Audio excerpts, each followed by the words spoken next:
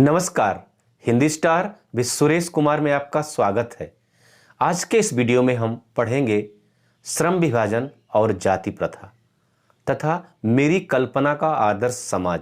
ये दोनों पाठ बाबा साहब डॉक्टर भीमराव अंबेडकर ने लिखे हैं और ये सीबीएसई बोर्ड क्लास 12 की टर्म 2 की परीक्षा के पाठ्यक्रम में है। टर्म 2 की परीक्षा के पाठ्यक्रम में और कौन कौन से चैप्टर हैं उसके बारे में मैंने आपको पिछले वीडियो में बताया है। वीडियो का लिंक आपको डिस्क्रिप्शन में मिल जाएगा, आई बटन में भी जाके आप देख सकते हैं।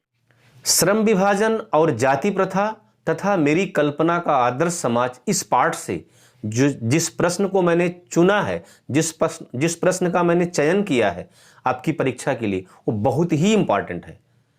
मैं गारंटी के साथ कह सकता हूं कि कल की परीक्षा में प्रश्न जरूर आएगा, और अगर ये नहीं आता है तो मुझे कुछ संदेह होगा कि ठीक से पेपर सेट नहीं हुआ है।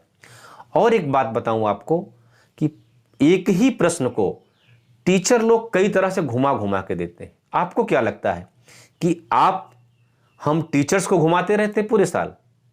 खाली बदमाशी करना आप जानते हैं, आपसे ज्यादा बदमाश हम टीचर लोग होते हैं। बस आपकी बदमाशी दूसरी तरह की है और हमारी दूसरी तरह की। आप साल भर हमको घुमाते हो और हम परीक्षाएं में उसी प्रश्न को दे देंगे, घुमा देंगे, आप आंसर नहीं लिख पाएंगे। लेकिन जो बच्चा पढ़ता है, टीचर को नहीं घुमाता है, वो आराम से कर लेगा। तो आप भी साल भर भले घूमे हैं, लेकिन आज इस वीडियो को देख लीजिएगा और आपको मैं बताऊंगा कि एक ही प्रश्न को हम लोग कैसे कैसे घुमाते हैं और आप लोगों को कैसे बुद्धू बनाते हैं, और उत्तर वही होता है और हमारे बनाए जाल में फंस जाते हैं। तो चलिए अब देर नहीं करते हैं, सीधे प्रश्न पर आते हैं कि इस पाठ का सबसे महत्वपूर्ण प्रश्न कौन सा है, देखते हैं। पहला प्रश्न है, जाति प्रथा को श्रम विभाजन का ही एक रूप न मानने के पीछे बाबा साहब डॉक्टर भीमराव अंबेडकर के क्या तर्क हैं? प्रश्न क्या है? जाति प्रथा को श्रम विभाजन का ही एक रूप न मानने के पीछे बाबा साहब डॉक्टर भीमराव अंबेडकर के क्या तर्क हैं? या इसी प्रश्न को दूसरे तरीके से कैसे हम पूछते हैं, जाति प्रथा को श्रम विभाजन का आधार क्यों नहीं माना जा सकता, उदाहरण सहित स्पष्ट कीजिए। या इसी प्रश्न को हम तीसरे तरीके से पूछेंगे, श्रम विभाजन पर बाबा साहब डॉक्टर भीमराव अंबेडकर के विचारों को स्पष्ट कीजिए। या इसी प्रश्न को हम चौथे तरीके से पूछेंगे कि लेखक अर्थात बाबा साहब डॉक्टर भीमराव अंबेडकर जाति प्रथा के किन गंभीर दोषों का वर्णन करते हैं। और इसी प्रश्न को हम पांचवें तरीके से पूछेंगे, जाति प्रथा द्वारा किया गया श्रम विभाजन ना तो मनुष्य के लिए हितकारी है, न समाज के लिए, न देश के लिए, उदाहरण सहित स्पष्ट कीजिए। ये पांचवा तरीका हो गया। अभी छठवां भी बताऊंगा आपको। आइए अब इन प्रश्नों का उत्तर देखते हैं। प्रश्न मैंने आपको 5-6 बताए, लेकिन उत्तर सबका एक ही है और यही इस पाठ का मुख्य बिंदु है। कहा जाए तो इस पाठ की आत्मा है, जान है। तो चलिए उत्तर बताते हैं। जाति प्रथा को श्रम विभाजन का ही एक रूप न मानने के पीछे बाबा साहब डॉक्टर भीमराव अंबेडकर ने निम्नलिखित तर्क दिए। पहला तर्क क्या है? उनका पहला तर्क यह है कि जाति प्रथा श्रम विभाजन के साथ साथ श्रमिक विभाजन भी करती है। दूसरा तर्क यह है, सभ्य समाज में श्रम विभाजन आवश्यक है, परंतु श्रमिकों का विभिन्न वर्गों में अस्वाभाविक अर्थात जन्म के आधार पर विभाजन अनुचित है और इस प्रकार का विभाजन विश्व में कहीं नहीं है, पूरी दुनिया में कहीं नहीं है। 2 बिंदु मैंने आपको बताए। पहला क्या है कि जाति प्रथा श्रम विभाजन तो करती है, लेकिन साथ साथ श्रमिक विभाजन भी करती है। इसका मतलब क्या हुआ? दुनिया के बाकी देशों में श्रम विभाजन है, श्रम विभाजन जरूरी भी है, डिवीजन ऑफ लेबर आवश्यक है, लेकिन श्रमिक विभाजन नहीं। ठीक मतलब यह है कि अगर एक बार कोई आदमी मोची का काम करने लगा तो जीवन भर तो मोची काम करेगा ही, उसकी आने वाली पीढ़ियां भी मोची ही होंगी। भले उसके अंदर और भी कोई अच्छे गुण हो, डॉक्टर बनने के गुण हो, इंजीनियर बनने के गुण हो, या कोई टेक्निकल जानकारी हो, उसके ऊपर मोची का ठप्पा लग गया। या कोई व्यक्ति बढ़ई का काम कर रहा है, कारपेंटर का काम कर रहा है, तो उसकी आने वाली पीढ़ियां कारपेंटर ही होंगी। कोई व्यक्ति लुहार का काम कर रहा है, कोई व्यक्ति कुम्हार का काम कर रहा है, तो आने वाली नस्लें उसकी कुम्हार ही होंगी, लुहार ही होंगी। ये गलत है, इसको बोलते हैं श्रमिक विभाजन। तो जाति प्रथा में क्या दोष है? श्रम विभाजन तो है, श्रम विभाजन होता है, श्रम विभाजन स्वाभाविक है, हर समाज में होता है, लेकिन श्रमिक विभाजन नहीं होता है। और हमारी जाति व्यवस्था में क्या है? श्रम विभाजन के साथ साथ श्रमिक विभाजन भी है, जो गलत है, उस समाज के लिए भी हितकर नहीं है और व्यक्ति के लिए भी हितकर नहीं है। श्रम विभाजन तो ठीक है समाज के, लेकिन श्रमिक विभाजन गलत है। और एक तरह से कहा जाए तो ये अघोषित आरक्षण है कुछ लोगों के लिए। फिर आगे बताया ही गया सेकंड पॉइंट में कि सभ्य समाज में श्रम विभाजन है, परंतु श्रमिकों को विभिन्न वर्गों में अस्वाभाविक तरीके से बांटना या जन्म के आधार पर बांटना यह अनुचित है और दुनिया में कहीं नहीं होता। तीसरा पॉइंट है इसका, भारत की जाति प्रथा में श्रम विभाजन मनुष्य की रुचि पर आधारित नहीं होता। मैंने पहले बताया कि जो जाति प्रथा है हमारे यहाँ की, उसमें जो श्रम विभाजन उसके रुचि पर नहीं, उस पर थोपा जाता है। किसी का माता पिता लुहार है, बढ़ई है, जो भी काम कर रहा है, सब्जी का काम कर रहा है, खेती का काम कर रहा है, तो उसके बच्चे वही काम करेंगे, चाहे उसकी उसमें रुचि हो चाहे ना हो। बाकी जगहों में जो श्रम विभाजन है उनकी रुचि के अनुसार होता है। यहाँ हमारी रुचि और अरुचि का कोई सवाल नहीं है। इसलिए जिस काम में आपकी रुचि नहीं होगी उस काम को अच्छा कहाँ करेंगे, और अच्छा नहीं करेंगे तो समाज के लिए हितकर नहीं होगा, देश के लिए हितकर नहीं होगा, ना हमारा समाज आगे बढ़ेगा ना देश आगे बढ़ेगा। तो क्या तीसरा पॉइंट क्या गड़बड़ है इसका, कि यहाँ जाति प्रथा में जो श्रम विभाजन है वो मनुष्य की रुचि पर आधारित नहीं है, वो मनुष्य की क्षमता या प्रशिक्षण को महत्व नहीं देता है, बल्कि जन्म के आधार पर पेशा निर्धारित कर देता है, जो कि गलत है, एकदम ही अस्वाभाविक है, कृत्रिम है, थोपा गया है, नहीं होना चाहिए। और चौथा पॉइंट है, जाति प्रथा मनुष्य को विपरीत परिस्थितियों में भी पेशा बदलने की अनुमति नहीं देती है, फलतः लोग भूखों मरने लगते हैं। चौथा और आखिरी पॉइंट क्या है कि जो जाति प्रथा है मनुष्य को कितनी भी खराब परिस्थिति हो उसमें अपना पेशा बदलने का परमिशन नहीं देती, पेशा बदलने की अनुमति नहीं देती, जिसके कारण लोग भूखों मरने लगते हैं, उनके भूखों मरने की नौबत आ जाती है। ये बहुत ही खराब। श्रम विभाजन में ऐसा नहीं। श्रम विभाजन में क्या है, अगर कोई व्यक्ति कोई काम कर रहा है, उसमें उसको नहीं फायदा हो रहा है, उसका मन नहीं लग रहा है, घाटा लग रहा है, वो अपना काम बदल सकता है। लेकिन जाति प्रथा में आप काम बदल नहीं सकते। आप नहीं, आपके पूर्वजों ने गलती की है, वो उस पेशे को चुने तो आने वाली पूरी पीढ़ी उसी पेशे में, दूसरे पेशे में नहीं जाएगी। सोचिए कितना यातनापूर्ण, कितना शोषण है व्यक्ति का ये। और मैं आपको बताऊं, ये हमारे समाज के, हमारे भारतवर्ष के पिछड़ने का बहुत बड़ा कारण है। भारतवर्ष पर एक कलंक था जो कुछ स्वार्थी लोगों ने अपने स्वार्थ के लिए, ताकि उनको काम ना करना पड़े, लगा दिया, थोप दिया। ऐसा नहीं होना चाहिए था कि मतलब अगर मैं कोई काम कर रहा हूं तो जो मेरा बेटा होगा उसको भी वही काम करना होगा, उसका बेटा होगा उसको वही काम करना होगा, उसका प्रोफेशन उसके माता पिता मतलब उसके धरती पे आने से पहले निर्धारित हो जाएगा, उसकी रुचि का कोई ध्यान नहीं रखा जाएगा। अब यहीं से एक पांचवा या छठवां प्रश्न बनता है कि जाति प्रथा भारतीय समाज में बेरोजगारी व भुखमरी का भी एक कारण कैसे बन रही है।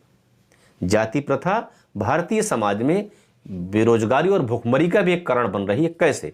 तो उसका उत्तर यही तीसरा और चौथा पॉइंट है। कौन सा? फिर से मैं रिपीट कर दे रहा हूं, भारत की जाति प्रथा में श्रम विभाजन मनुष्य की रुचि पर आधारित नहीं होता है, वो मनुष्य की क्षमता प्रशिक्षण को महत्व ना देकर जन्म के आधार पर पेशा निर्धारित करता है। और क्या है? जाति प्रथा मनुष्य को विपरीत परिस्थितियों में, चौथा पॉइंट है।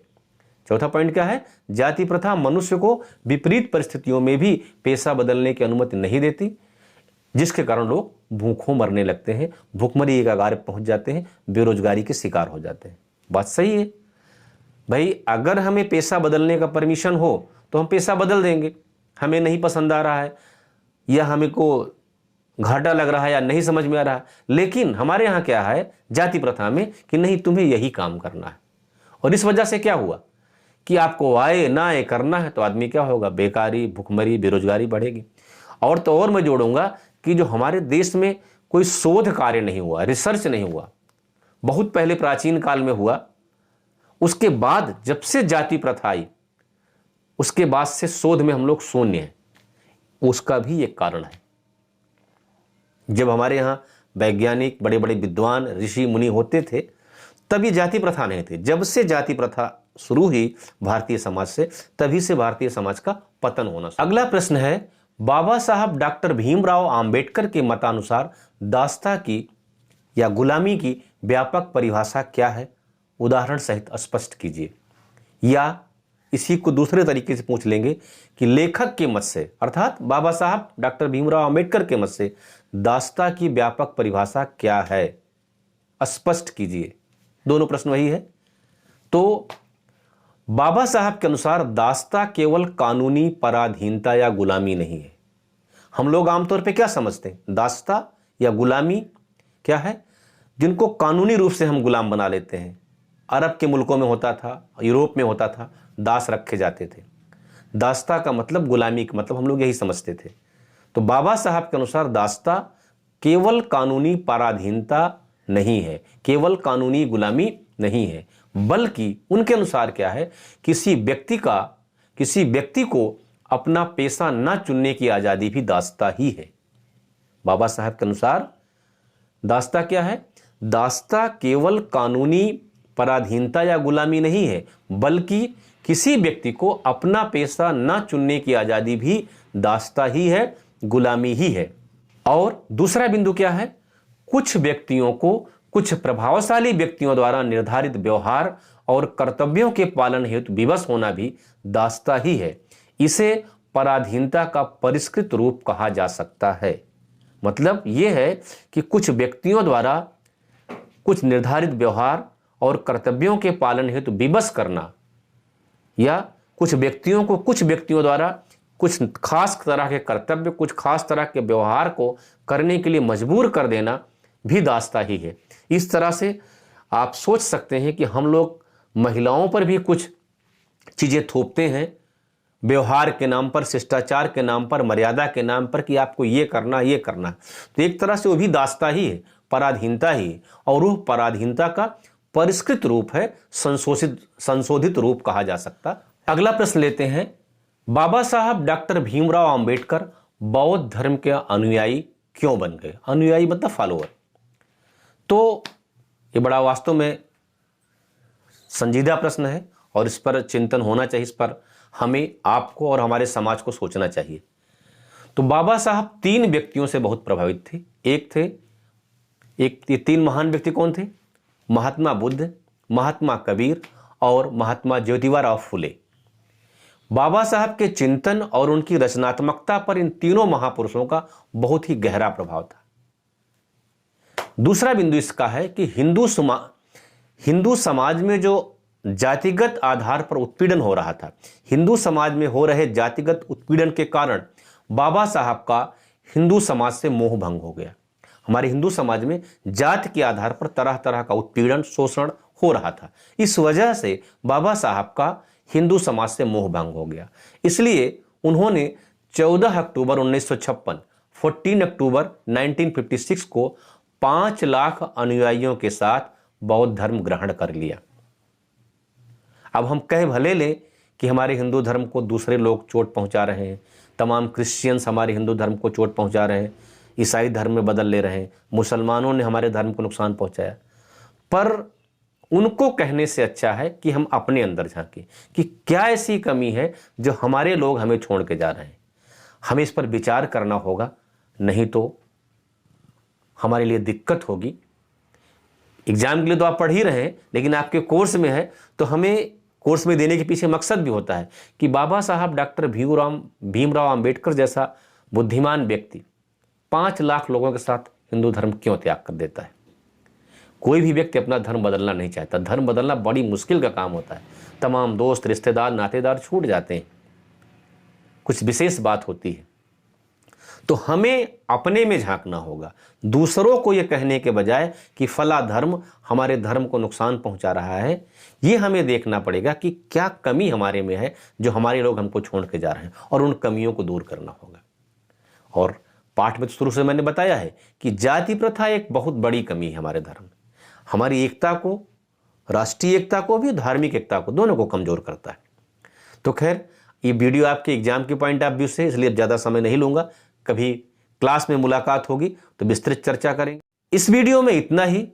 मिलते हैं अगले वीडियो में कुछ और महत्वपूर्ण प्रश्नों के साथ। जो आपकी बोर्ड परीक्षा के लिए बहुत महत्वपूर्ण है।